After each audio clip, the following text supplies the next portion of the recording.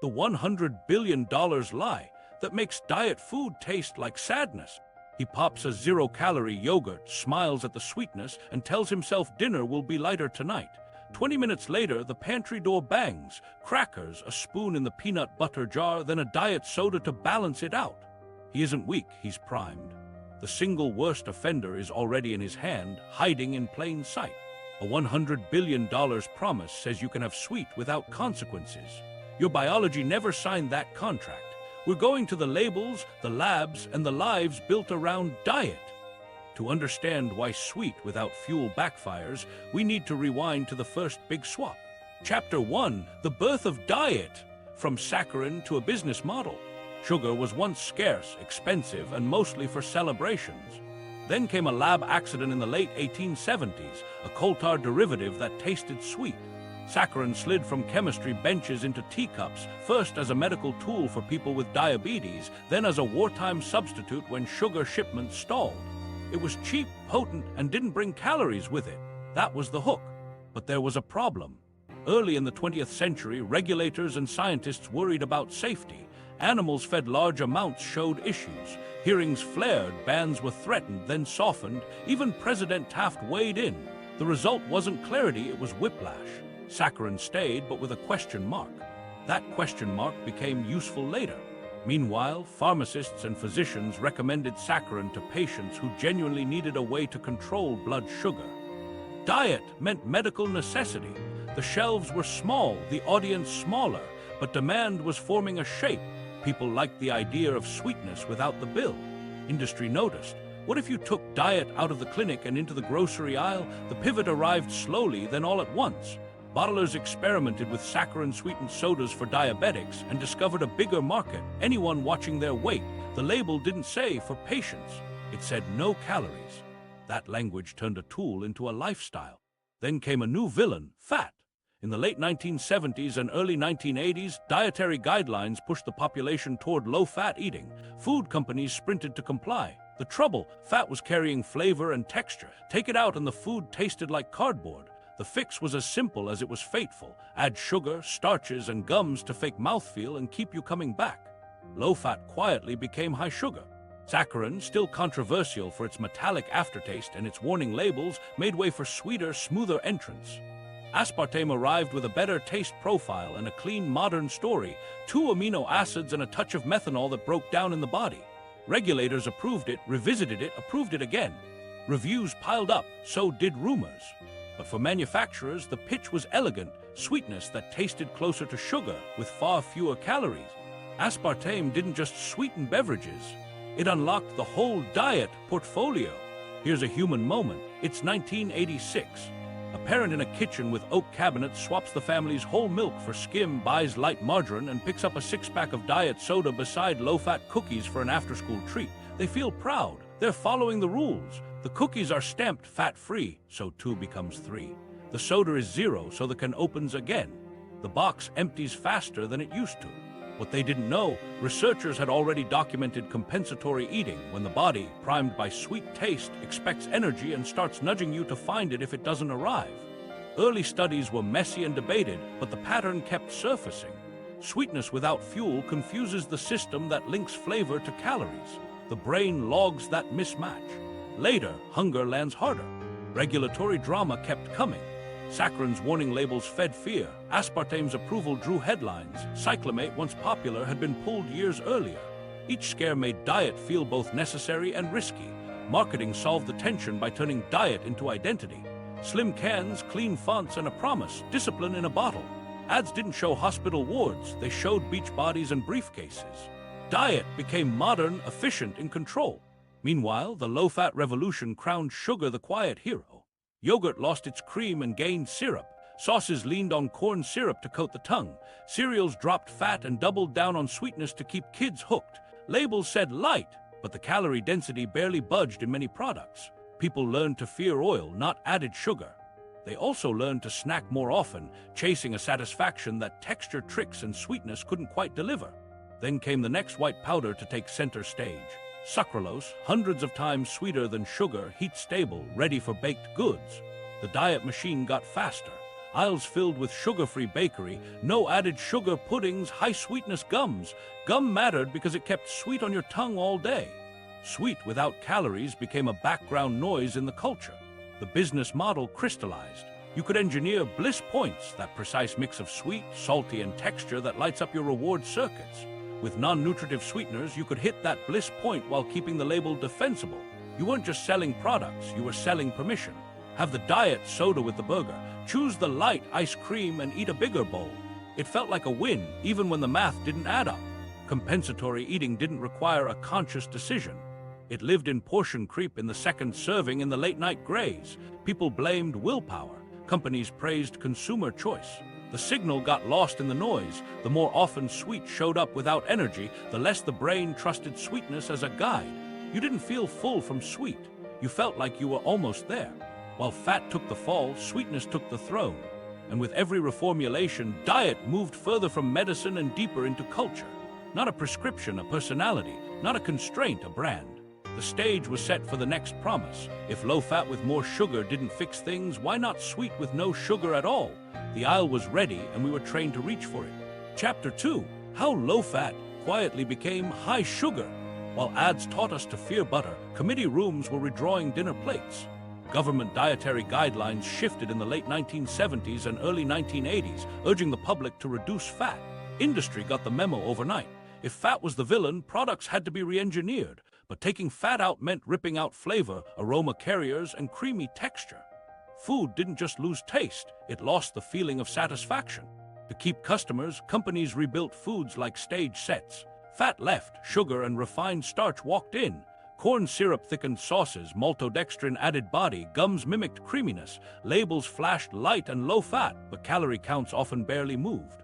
The sleight of hand hid in the mouthfeel. Sweetness and starch created the illusion of richness without the richness. You felt like you were eating better, so you ate more. Meanwhile, the supermarket became a laboratory of reformulation. Cereal boxes that once bragged about vitamins and minerals now wore low fat like a medal. The recipe changed. Flakes were glazed sweeter, clusters glued together with syrups. Yogurt lost its fat and got fruit on the bottom that tasted like dessert. Tomato sauces that sat on grandma's stove became shelf-stable sugar bomb. Light dressings traded oil for sugar and thickeners that slid across lettuce instead of clinging to it. So you poured a little extra. On paper, the shift seemed rational. Fat has 9 calories per gram, cut it and you cut calories. But an overlooked truth was playing out at the table. Fat helps with satiety and protein's presence keeps intake in check.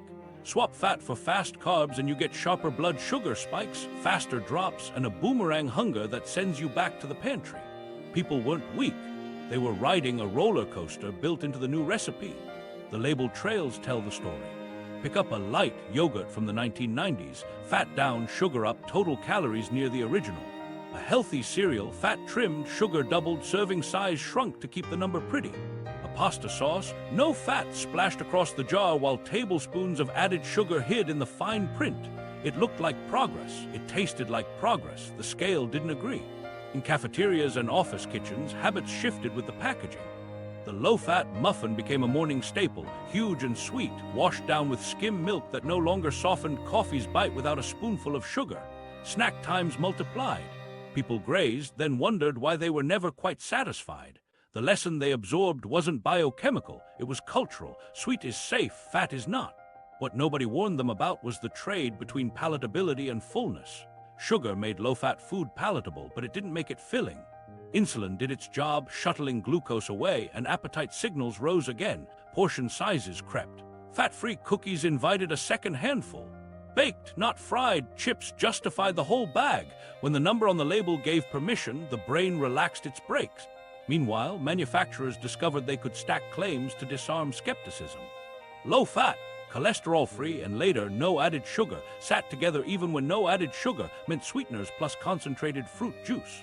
Rounding rules turned grams trans fat into a teaspoon per serving if the serving was shaved small enough. Per serving became fiction, 2.5 servings in a bottle, as if anyone stops halfway through a drink. In homes, a quiet retraining was underway. Children grew up with sweetened yogurts, sweetened breakfast bowls, sweetened sauces, and constant snacking.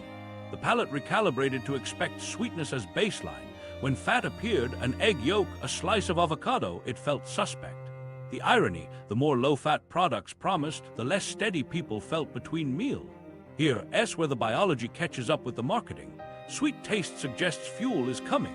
When that fuel is mostly quick carbohydrate, you burn hot and crash fast. When sweet shows up without much energy, thanks to fibers and fillers that lower calorie density, the promise and the payoff don't line up either.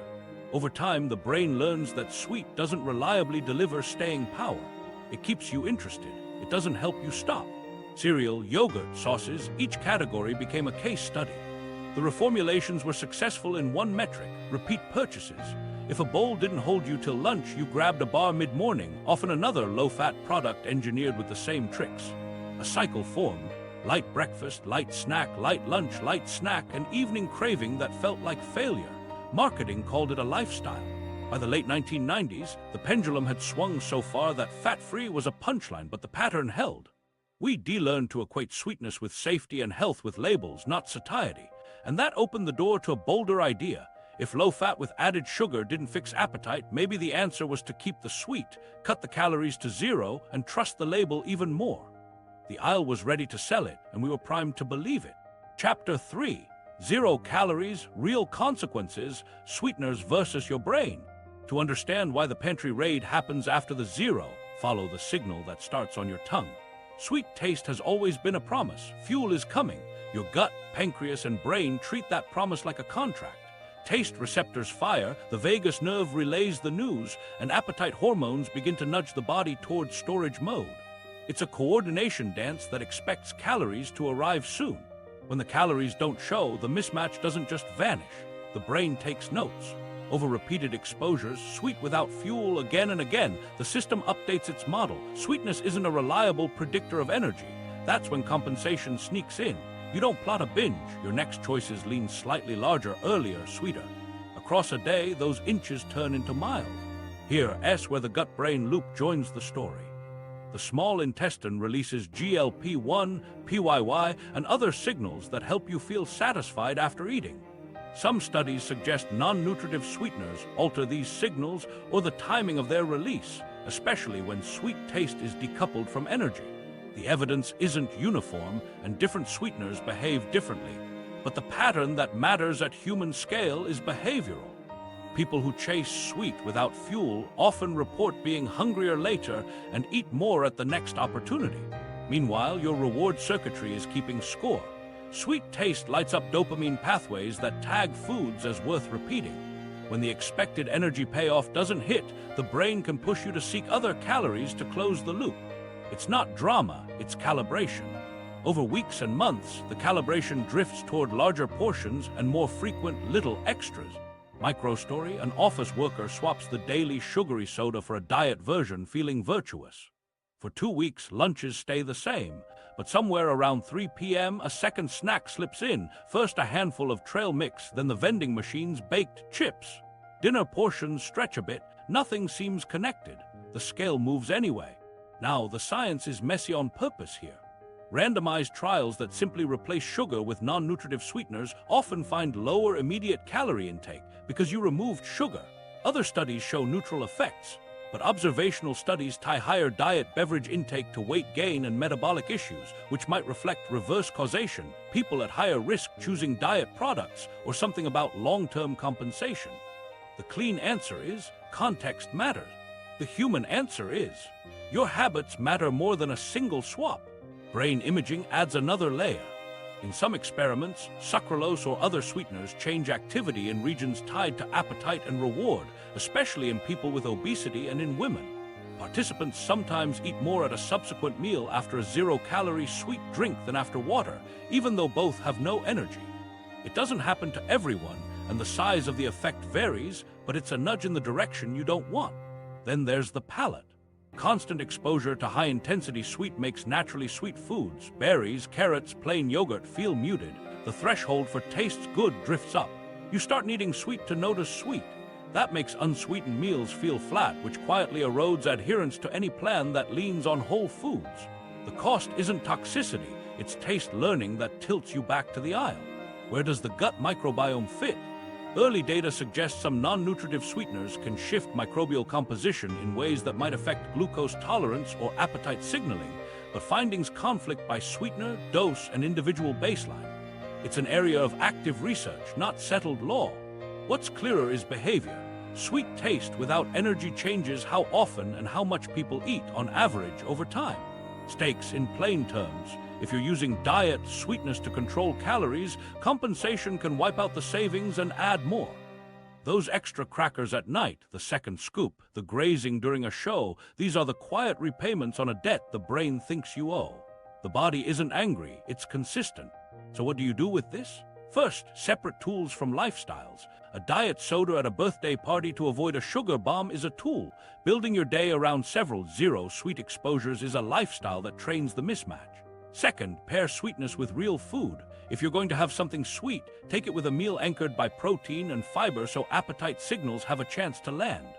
Third, practice palate recalibration. 2 weeks of unsweetened coffee or tea, unsweetened yogurt with fruit, and water or seltzer can drop your sweetness threshold faster than you expect. One more human moment. Someone who swore they needed sweet coffee goes black for 14 days. On day 15, they sip their old drink and call it syrup. That shift isn't moral victory, it's sensory learning running in your favor. The kicker, the aisle's favorite hero, flavored zero drinks, keeps this loop alive all day. The can at lunch, the bottle in the car, the can at night. Sweet taste, no fuel, repeat. You feel in control because the label says zero. The loop feels in control because the brain says not enough yet. The cravings you blame on willpower are often echoes of a promise that kept getting delayed. We're not done with the culprits. The poster child of this era earned both dominance and panic. To see how fear and reassurance sold more cans and kept the mismatch humming, we need to meet aspartame up close. Chapter 4. Aspartame, the poster child and the panic. Aspartame didn't win because it was mysterious. It won because it tasted close to sugar and played nice in cold drinks. 2 amino acids bound together, a touch of sweetness 200 times stronger than sugar, and a price that let manufacturers cut costs while selling a healthier story. It slipped into sodas, yogurts, gelatins, packets on cafe counters. If you reached for diet in the 80s and 90s, you were reaching for aspartame. Its safety file became a public soap opera. The FDA approved it for dry products in the late 1970s, paused, re-examined, then greenlit broader uses through the 1980s, and by 1996 as a general-purpose sweetener. Regulators in Europe and Canada repeatedly reviewed it and came to the same conclusion: safe at permitted levels. That's the official record. Meanwhile, headlines kept looping back to cancer scares, rat studies, and allegations of conflicts of interest in the original approvals. The gap between approved and accepted became a canyon. Here's the lived reality: the soda fountain at a suburban pizza joint in 1992. The red handle is regular cola, the blue is diet. High schoolers fill half a cup red, half blue, laughing that they've hacked the calories. Their parents choose all blue and call it balance. Across the country, office break rooms stack pink and blue packets next to the coffee machine. You tear 2 into your mug and tell yourself you're being smart. What do the big reviews say? Meta-analyses and agency reports have generally found no consistent evidence of harm at normal intakes, with a standing warning for people with phenylketonuria because aspartame contains phenylalanine. Some observational studies link high consumption of diet beverages to weight gain and cardiometabolic risk, but those same studies warn about reverse causation, people at risk choosing diet. The science is full of asterisks. The marketing is not. While the safety debate soaked up oxygen, the behavioral problem flew under the radar. Aspartame's superpower, sweet without calories, encouraged substitution, then addition.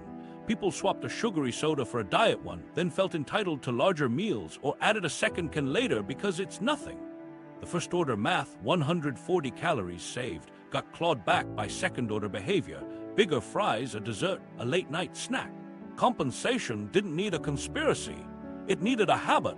Consider the diet stack. Morning coffee with 2 aspartame packets, mid-morning light yogurt sweetened with aspartame, lunch with a diet soda, afternoon gum, and after-dinner sugar-free pudding. Each item is trivial alone. Together they keep sweet taste on the tongue for 10 hours with almost no energy attached. That loop trains the brain to expect sweet as baseline and to keep searching for the meal that actually lands. You don't feel poisoned, you feel unfulfilled. Meanwhile, rumors multiplied. Emails claimed aspartame caused everything from headaches to multiple sclerosis.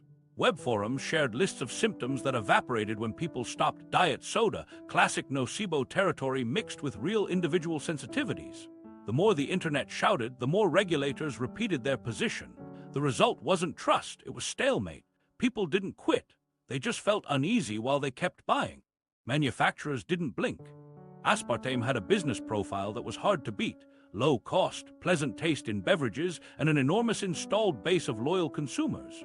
It also paired well with acesulfame potassium to round out flavor, so diet sodas could mimic sugar's onset and finish. Even as sucralose rose, aspartame stayed entrenched in fountains and cans because the flavor systems were already dialed in. Two truths held at once. First, toxicity at typical intakes wasn't the main story for most people. Second, the diet stack changed behavior in ways that made weight control harder. You can hold both without drama. If you've ever crushed a sleeve of low-fat cookies or filled the dinner plate a little higher because the drink was zero, you've lived it. The cultural impact mattered too. Aspartame became a shorthand for discipline. "I'll have the diet." Saying it out loud signaled intention, which paradoxically made permission easier later, moral licensing in action. The drink kept its promise, the day's eating did not. On corporate scorecards, repeat purchases looked great. So where did this leave consumers? In a maze built out of labels. The packet promised safety and control. The body asked for completion. The way out wasn't a different packet. It was stepping off the all-day sweetness treadmill. Industry saw the unease and offered a new reassurance with a leaf on the box. Natural would fix the feeling, if not the loop. Chapter 5. Stevia and Natural Halo Marketing. A leaf on the box felt like relief. After years of neon packets and rumor-fueled panic, Stevia arrived with a whisper. This time it's natural. The story was simple, an herb used for centuries in South America, now in your kitchen, delivering sweetness without sugar. That framing did heavy lifting. Natural sounded safer, cleaner, wiser. It also turned diet from edgy tech into earth-friendly virtue. But there was one problem. The leaf on the front wasn't the powder in the packet. Commercial stevia isn't crushed leaves, it's purified stevia glycosides, Reb A, Reb M, isolated, concentrated, and standardized. That's not a scandal, it's how you make a consistent product. Still, the gap between plant and process let a halo form. The word natural took a complex supply chain, extraction, purification, sometimes fermentation, and made it feel like a garden. Taste was the next hurdle. Early stevia had a bitterness and a licorice finish that turned people off. The fix wasn't magic, it was blending. Pair stevia with erythritol for bulk and a sugar-like texture. Add natural flavors to smooth edges, sometimes slip in a little sugar or dextrose to round the curve. The ingredient list got longer as the label got simpler. No added sugar, 0 calorie, from a leaf, all true in their own ways. None of it changed the core loop, sweet without fuel. Manufacturers learned fast that stacking sweeteners masked aftertastes. Erythritol brought body and cooling, stevia brought potency, a touch of monk fruit softened bitterness. The result tasted more like sugar than stevia alone, so portions rose. A sugar-free brownie felt consequence-free, so the slice got bigger. Health halo in action. If the label said natural and the number said 0, the guardrails relaxed. Here's the human moment. A home baker switches from sugar to a stevia erythritol blend for family muffins. The first batch tastes decent, a little different, but good enough. The next weekend, they double the recipe because it's basically 0. By Wednesday, the tray is gone. The habit isn't dessert anymore. It's a daily staple. The calories that were saved at the ingredient level drifted back in through frequency and portion. What about the biology? The taste learning problem doesn't care where the sweetness came from. High-intensity sweet tells your brain to expect a payoff. When the energy doesn't land, the update to your internal model is the same. Sweetness isn't a reliable guide. Over time, naturally sweet foods, ripe peach, plain yogurt, slip under your threshold. You start needing hypersweet to register pleasure, and unsweetened meals feel dull. That's not toxicity, that's training. Stevia's reputation benefited from contrast. Aspartame had controversy, sucralose had chlorine headlines, stevia had leaves and tea traditions. Regulators allowed it within limits, marketers amplified the origin story. Lawsuits started to nibble at the edges. Was 100% natural fair when the bulk of the packet was erythritol made by industrial fermentation? Companies tweaked wording, but not the pitch. Consumers mostly heard the word they wanted, natural. Meanwhile, products multiplied. No sugar-added yogurt sweetened with stevia tasted like dessert. Sports drinks use stevia erythritol systems to promise hydration without sugar. Key, chocolates leaned on the blend to keep net carbs low. In each case, the selling point wasn't just fewer calories, it was moral permission. People ate more often, later, and in bigger bites because it felt like they'd sidestepped the cost. There's a quieter cost, digestive fallout from sugar alcohols when the day's stack adds up. Erythritol is gentler than xylitol or sorbitol for most, but bottles, bars, and baked goods can still tip you into nausea, gas, or sprints to the restroom. Discomfort doesn't build healthy habits, it breaks them. You don't become consistent by feeling punished. Does stevia impact blood sugar? On paper, minimally. In a life, it depends on what follows. If sweet without calories drives a second snack at 9 p.m., the glucose spike is just delayed and rebundled. If the health halo nudges you toward an extra portion, the day's math changes. The label never mentions appetite. The better question isn't whether stevia is safe, it's whether constant sweet is. If you use stevia drops to calm a craving while you anchor meals with protein and fiber, you might win. If you bathe your day in no-sugar sweets, you train the mismatch. The palate drifts, the loop tightens. Natural can be true and misleading at once. A leaf on the box can calm you while the habit grows. And when the habit is sweetness all day, the outcome looks a lot like the 80s, different chemicals, same loop. The aisle had one more gentle, promise waiting, this time with a friendlier name, sugar alcohols. Chapter 6, Sugar Alcohols, Erythritol, and the Digestive Trade-off. Sugar alcohol sounds gentle, almost technical in a harmless way. In practice, it's a family of polyols, erythritol, xylitol, sorbitol, maltitol, isomalt, lactitol, sweet molecules that the small intestine only partly absorbs. That partial absorption is the selling point and the catch. Because fewer grams make it into your bloodstream, you get fewer calories and a smaller glucose bump.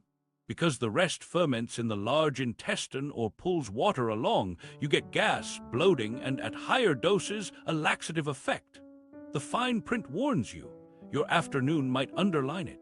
Manufacturers learned to love polyols because they do double duty. They sweeten and add bulk. Erythritol especially became the quiet scaffolding inside keto chocolates, no sugar-added ice creams, and stevia packets that look and pour like table sugar.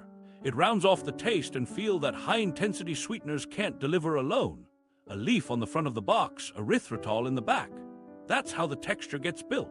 But the net carbs math invited games. If a bar has 24 total carbs, 12 grams of fiber, and 8 grams of sugar alcohol, the label can declare net carbs 4.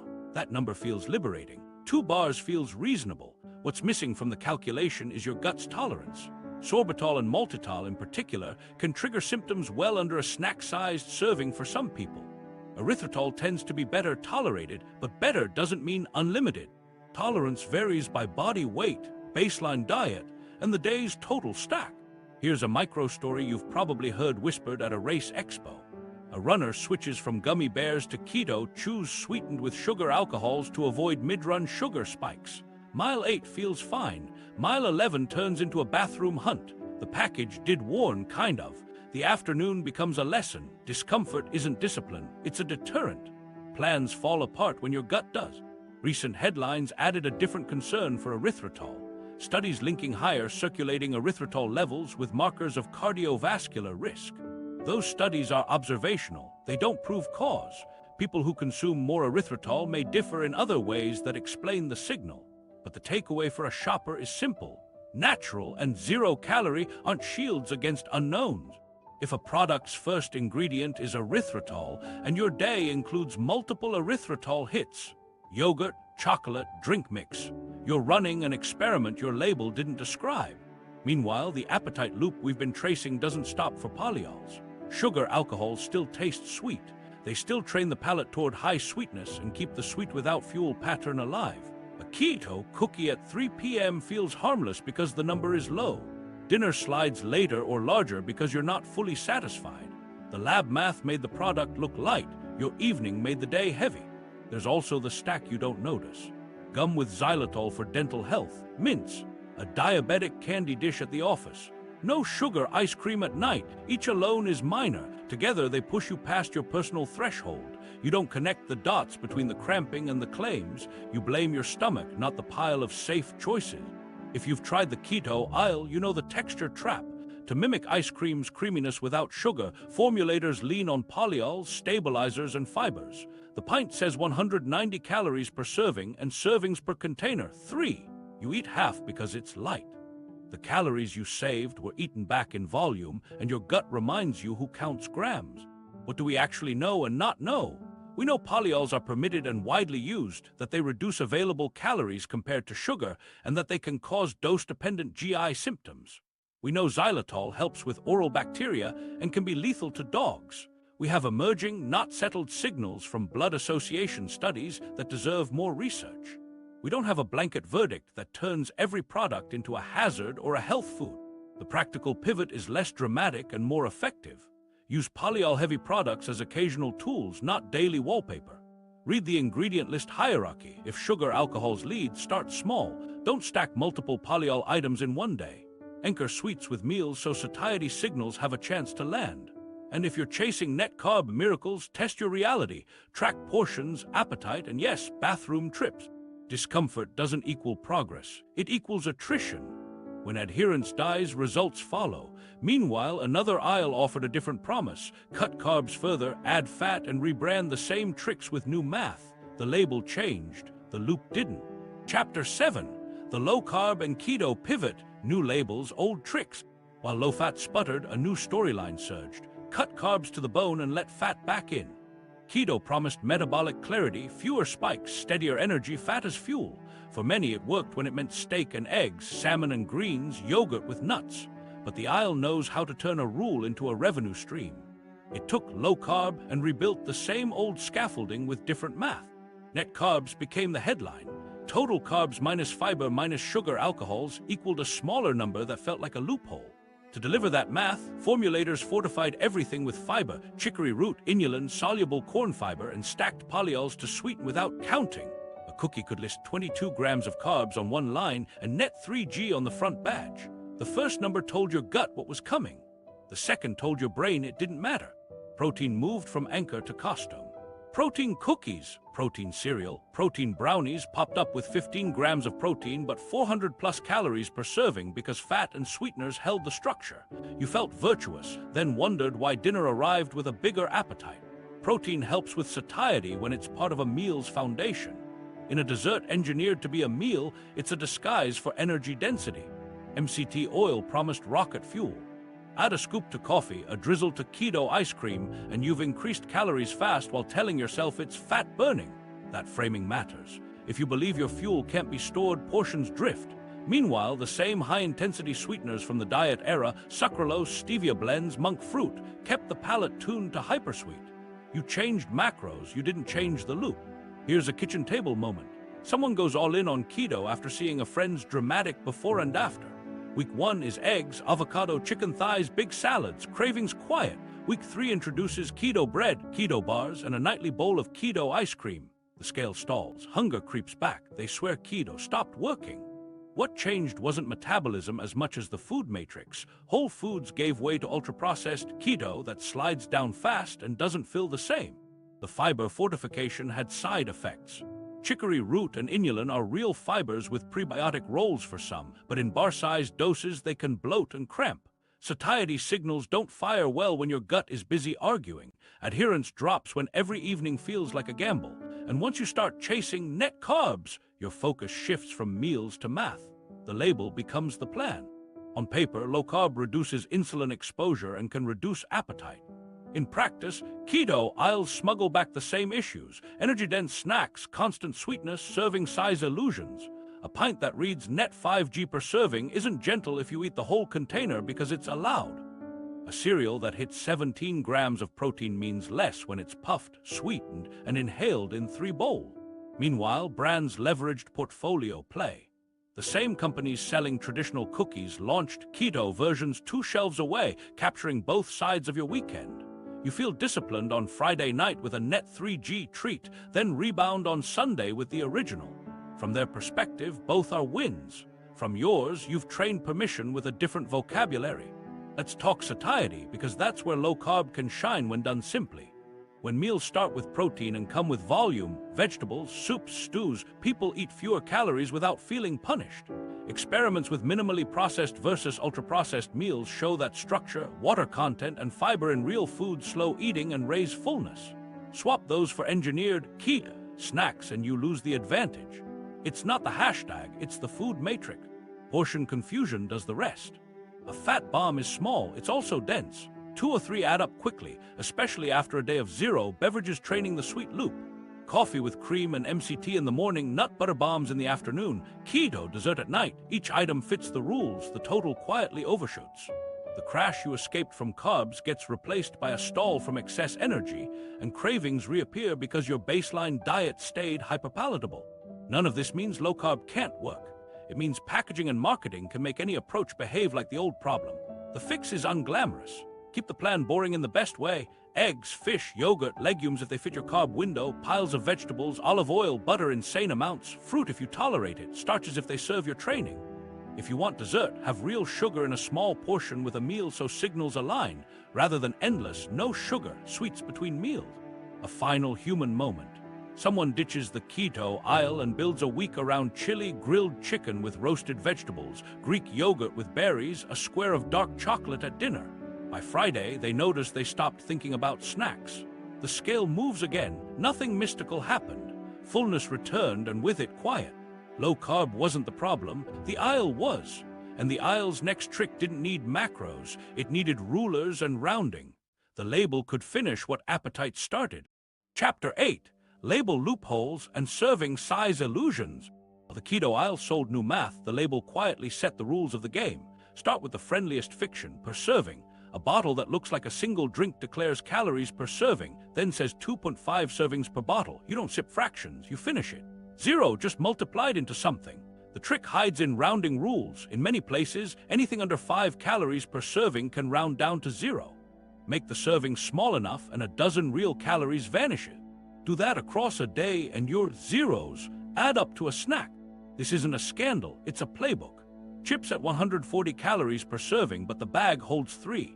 Light dressing at 25 calories, but that's for 2 tablespoons that barely glaze a salad, so you pour 4. Cereal lists 1 cup, your bowl holds 2. We think in containers, not fractions. Packaging knows it, so do retailers who size bottles at 20 ounces instead of 12, then keep the per serving number friendly. The math isn't wrong, it's staged. Fiber became the next stage prop. Chicory root and soluble corn fiber slide into bars, ice creams, and keto breads. The label gets to subtract grams from net carbs and add a halo, high fiber. Sometimes that fiber helps, sometimes it fills the bathroom calendar. Either way, the claim stacks with no added sugar to make a product feel safe. You relax, you eat more. The discomfort shows up later, disconnected from the virtue on the front. Claim stacking is a whole art. Organic, natural, light, no sugar added on the same box pulls your guard down. Organic doesn't mean low calorie. Natural doesn't mean minimally processed. No sugar added can still mean concentrated juice, sugar alcohols, and high-intensity sweeteners. Together, the badges feel like a shield. This is where moral licensing sneaks in through design. You've been good, therefore a little extra is fine. Let's decode 3 real-world profiles. First, the flavored zero drink. Front, 0 sugar, 0 calories. Back, serving size 12 ounces, bottle size 20 ounces. Per serving calories, per bottle still by rounding. Ingredients, water, natural flavors, citric acid, potassium benzoate, sweeteners, dye. It tastes sweet, trains the loop, and by label law looks like nothing. You drink 2 a day. The habit is the cost. Second, the light yogurt. Front, light, no added sugar. Back, 80 calories per 150 grams, protein modest, sweetened with sucralose or stevia erythritol and thickened with starches.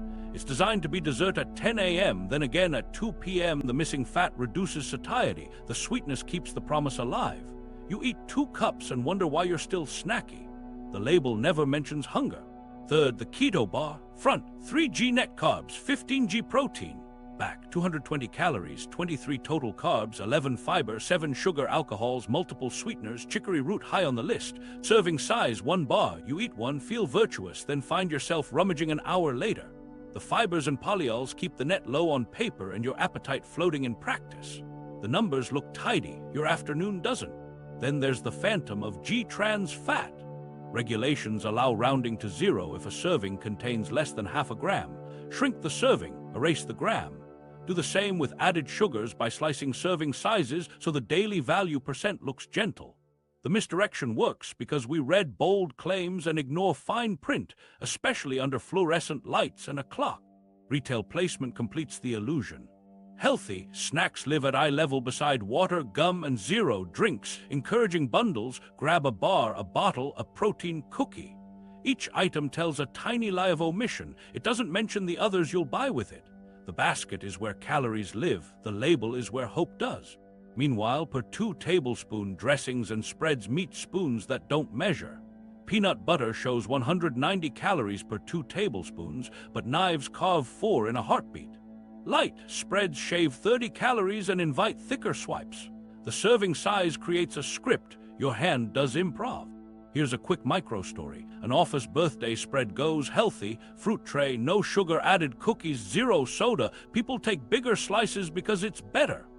The fruit tray gets a yogurt dip that's basically sweetened pudding. Calories double. Everyone leaves proud and peckish. Health Halo did its job. Appetite did the cleanup. So how do you disarm the illusions without turning lunch into homework? A few fixes travel well. Reframe containers as single servings unless they truly reseal for later. If the serving size feels fake, multiply everything by the number you'll actually eat. Scan the first 5 ingredients. If sugar, alcohols, or fibers stack there, expect GI roulette and modest satiety. If 0 appears with multiple servings per container, treat it as flavor, not nothing, and cap the count like you would desserts. Most importantly, step off the all-day sweetness track. Labels can hide math, they can't fake fullness. When meals anchor around protein and volume, soups, stews, vegetables, beans, if they fit your plan, the appetite math tilts back in your favor. You stop negotiating with fractions and start noticing you made it to dinner without a deal. And once the illusions lose their grip, the next aisle's miracle starts to look like what it is: permission wearing a new font. Chapter 9, Snackwells to Skinny Drinks, the Culture of Permission. While labels did the math, culture wrote the script.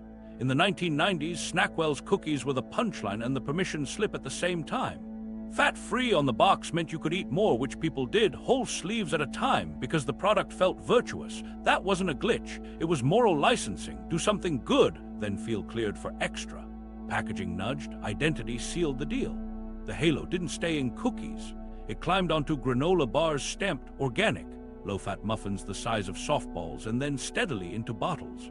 Skinny drinks, diet sodas, flavored zeros, light coffees let sweetness travel everywhere you went. A can at lunch, a bottle in the car, a cup on the desk.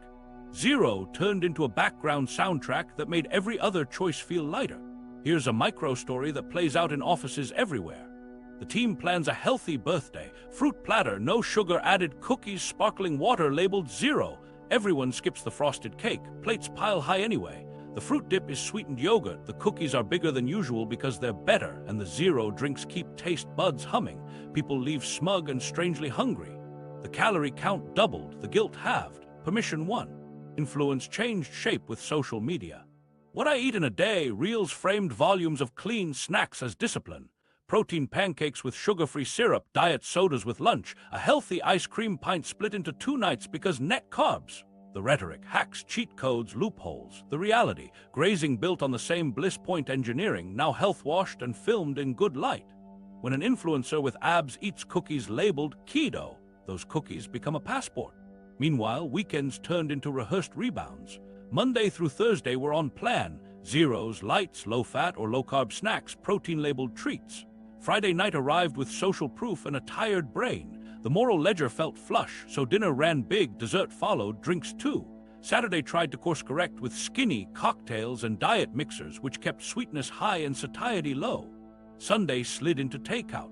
By Monday, the week's deficit had evaporated, and the loop reset with more rules. The permission culture doesn't rely on deception, it relies on framing. Heart healthy, all natural, no sugar added, low net carbs. Each phrase shifts your brain from vigilance to allowance. You're a healthy eater, which makes deviations feel earned. That identity sticks because it's pleasant, performative, and purchasable. Buying the right boxes feels like progress. The body disagrees quietly. There's a reason this works so well on appetite. Sweet taste, even labeled zero, sharpens attention to food and primes the reward system. A diet soda paired with lunch doesn't end the meal, it extends the craving window. A light coffee drink sipped mid-afternoon keeps sweet on the tongue until dinner, so portions stretch. You don't connect the dots because the label says you did the right thing. The right thing kept you reaching. Social proof amplified it. Coworkers brought light chips to meetings. Gyms sold zero energy drinks at the front desk. Wellness programs swapped candy bowls for sugar-free mints and keto bites. The environment said yes in 1,000 small ways. Your willpower became the missing variable in a system designed to turn yes into more. The moral licensing effect doesn't mean you're weak. It means you're human. When you frame food as good or bad, your brain manages that tension with trade-offs. Ate salad, earned fries, chose zero, deserved dessert. The bargain feels rational, it's just not aligned with satiety. The culture of permission monetizes that mismatch. Here, where the guilt loop creeps in. The scale inches up. You tighten the weekday rules, stack more zero choices, add an extra healthy snack to avoid binges. Hunger hums louder. Weekends rebound harder. The identity of disciplined eater hardens even as outcomes drift. You blame character. The aisle thanks you. Breaking that story doesn't require austerity. It needs a new anchor. When meals start with protein and volume, dessert shrinks on its own. When sweet shows up with meals, not between the loop quiets. When you treat zero drinks as occasional flavor, not hydration, the background hum stops telling you you're almost satisfied. And when you replace virtue labels with one question, will this keep me full? Permission loses leverage. A quick human fix at the office. Swap the healthy birthday feast for real lunch first. Soup, salad with chicken, rice, and beans. Dessert afterward, small and unapologetic. One drink, not 3 zeros. People eat less of the treat without trying. Conversation gets louder. No one sneaks back to their desk starving. Influencers can still be useful if you watch the plate, not the captions. Look for meals that look like meals, not hacks. Notice the absence of skinny language and the presence of leftovers. That's culture worth copying, because the quiet truth is simple. Permission sold as health keeps you hungry, proud, and in the aisle. Fullness sold as boring gets you out of it, and the industry knows which one pays better. Chapter 10, Satiety Science They Don't Want You to Feel. To step off the craving carousel, flip the question from how do I avoid calories to what makes me stop eating without trying. Satiety isn't a slogan, it's a system with levers you can actually pull. The first lever is protein. Humans regulate protein intake more tightly than any other macronutrient. When diets dilute protein with refined carbs and fats, people eat more total energy to hit a baseline protein target. Raise the protein percentage of a meal and appetite drops sooner with fewer calories. Not because you're disciplined, but because the brain got what it was seeking. You feel this in real life. Breakfast of coffee and a light muffin, hungry by 10. Breakfast of eggs and Greek yogurt with fruit, noon arrives quietly. Protein triggers satiety hormones, slows gastric emptying, and gives meals staying power. This isn't a bodybuilder trick, it's basic biology. The industry sells protein on bars and cookies, but context matters. Protein as a garnish on a sweet, ultra-processed dessert won't beat protein as the anchor in a structured meal. The second lever is energy density, how many calories per bite. Foods with lots of water, fiber, and intact structure deliver volume that stretches the stomach and activates stretch receptors long before calories pile up. Think soups, stews, vegetables, beans, fruit, intact grains. Compare that to dry, crispy, hyperpalatable snacks that pack energy tightly and dissolve fast. Same calories look bigger, feel bigger, and satisfy more when water and fiber ride along. Structure is the trick the aisle can't fake. In experiments where people were fed minimally processed meals versus ultra-processed ones matched for macros, the ultra-processed group ate more and faster. It wasn't willpower. It was speed, texture, and reward. Ultra-processed foods slip down, delay fullness, and invite another bite. Minimally processed meals make you pause and let signals catch up. That pause is everything. Here's a micro story. A busy parent swaps the usual dinner, nuggets, light fries, diet soda for a pot of chicken and vegetable soup with a side of crusty bread and a bowl of berries with plain yogurt. Same family, same Tuesday. The soup is bulky, salty in a good way, and hot. It slows everyone down. Halfway through, the table gets quieter, then plates stop scraping. At 8 p.m., the pantry is still closed. No speech, no rules, just satiety doing its job. Notice what changed. Protein anchored the plate. Water and fiber made the meal big for its calories. Sweetness appeared with the meal, not before or between, so taste matched fuel and the brain checked complete. When fullness returns, cravings lose their leverage. You don't white-knuckle through TV, you forget to snack. That's why ultra-processed keto or light desserts miss the point. They hack labels, not satiety. You can engineer macros, but if the food is soft, sweet, and fast, you'll eat past your intentions. Put the same protein into a stew or a thick chili with beans and vegetables and watch how portion sizes self-regulate. The third lever is meal structure. Start with a protein anchor: eggs, fish, beans, yogurt, tofu, lean meats, then add produce for volume, then decide whether the meal earns a starch window: rice, potatoes, pasta, bread, whole grains. When starch shows up with protein and fiber, glycemic response is smooth and hunger after the meal quiets. When starch shows up alone, crackers, pretzels, protein cookies with low actual protein, you open a craving tab you'll pay later. Two more quiet details matter: chewing time and temperature. Crunchy vegetables, hearty grains, and hot liquids slow eating and move satiety signals from delayed to on time. Compare a smoothie to a bowl of thick yogurt with berries and nuts. Same ingredients on paper, different speed and fullness. The blender turns chewing into sipping and satiety into suggestion. A practical 5-minute fix: soup salad swap. If you arrive home ravenous, warm a mug of broth-based soup before touching dinner. It takes the edge off, stretches the stomach, and protects the rest of the meal from panic portions. Pair that with a habit of putting protein on the plate first, vegetables second, starch third. You'll notice smaller scoops without effort. Dessert isn't banned, it's relocated. Eat the sweet with the meal, not after your brain's hunger breaks are off. A small square of real chocolate after a protein-rich dinner lands differently than a pint of no-sugar ice cream at 10. The first fits inside satiety signals, the second fights them. Hydration pulls a subtle lever too. People often sip zero sweet all day and stay primed. Switch your default to water, seltzer, or tea without sweeteners, and you'll lower background sweetness exposure. 2 weeks is usually enough to reset taste, so fruit tastes sweeter and sauces don't need added sugar. The stakes are simple. Satiety first beats sweet first every time. When you feel full, you stop negotiating with labels, hacks, and halos. You stop hovering at the pantry because the meal actually ended the meal. Companies can't monetize that feeling as easily, which is why you rarely see fullness advertised without a sugar-free badge attached. Bring it back to one question before you eat: will this keep me full for 3 to 4 hours? If the answer is no, add protein, add volume, or move sweet to the plate. When fullness returns, the lie loses power, and the cravings you thought were character flaws turn out to be engineering you can change. Chapter 11: The Business Model: Cravings as a Profit Center. While satiety is a biology problem, cravings are a business plan. The modern food portfolio isn't one product. It's an ecosystem designed to capture every moment you might be hungry or think you are. Engineers tune Bliss points, the precise curves of sweetness, salt, and texture that light up reward pathways and keep you reaching. Legal zero-calorie sweeteners make this optimization safer on the label, not gentler on appetite. Inside a big conglomerate, diet SKUs aren't charity. They're acquisition channels. You enter through a zero drink, then drift to the sister brand's chips, then a protein cookie owned by the same parent company. The portfolio extracts value across categories while the marketing voice tells a single story: healthy choices, flexible living, permission granted. When your cravings ping, there's always another product, often from the same house, to catch them. Repeat purchase is the North Star metric.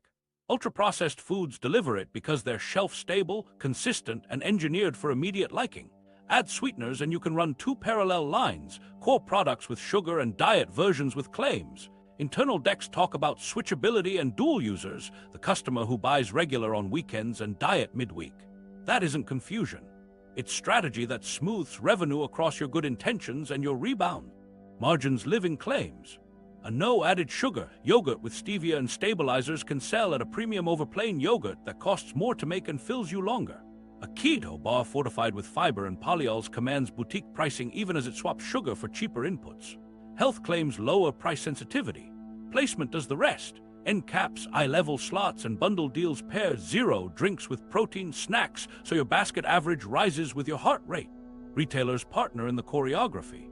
Planograms place diet sodas beside better-for-you chips, front cooler stock flavored zeros next to light desserts. The goal isn't satiety, it's dwell time and adjacency. Every added second increases the chance you'll solve a craving with something within arm's reach. When you treat the drink as nothing, you're more likely to add something, another SKU, another margin point. Behind the scenes, R&D briefs read like this. Match sugar's curve, minimize aftertaste, protect texture, keep calories on the panel low, claims upfront clean. Sweetener systems blend sucralose with acesulfame potassium or stevia with erythritol to round saccharin edges. If bitterness leaks through, layer natural flavors. If satiety flags, fortify with isolated fibers and a dusting of protein for the badge. It's culinary cosmetics. Make it eat like dessert, report like health. Portfolio logic also exploits time. Morning SKUs promise light starts, 0 drinks, lean breakfast bars setting a sweet baseline. Afternoon SKUs promise energy without sugar. Evening SKUs promise indulgence without guilt. In total, you've been sold sweetness in 12-hour installments, none of which asked whether you needed food. Cravings become recurring revenue because you never quite land. Consider a real brand house that owns soda, energy, sparkling water, and diet cookies. Their quarterly slides celebrate household penetration across occasions, lunch beverages, 3 p.m. snacks, evening treats. They don't need you to binge, they need you to nibble repeatedly. Sweeteners help because they lower the immediate calorie bill, letting you mentally reset for the next occasion. The appetite loop we traced becomes a sales loop with KPIs. Price premiums widen the moat. Organic, natural, no added sugar, keto, and high protein stack into a halo that justifies dollars per ounce. Promotions teach you to buy multiples. Subscription boxes ship new flavors monthly so your palate never adapts down. The constant novelty keeps your taste threshold high and your pantry stocked with reasons to snack. This is where your willpower meets their dashboards. You think in days, they think in frequency and depth. Every 0 you drink trains your tongue to expect sweet, which expands the market for the next healthy snack. Every low-fat or low-carb dessert that slides down easy reinforces speed and softness as the default texture of eating, which reduces fullness and extends grazing windows. Biology makes you vulnerable. Business makes it scalable. There's a counterplay, and it isn't outrage. It's opting out of the loop where it starts.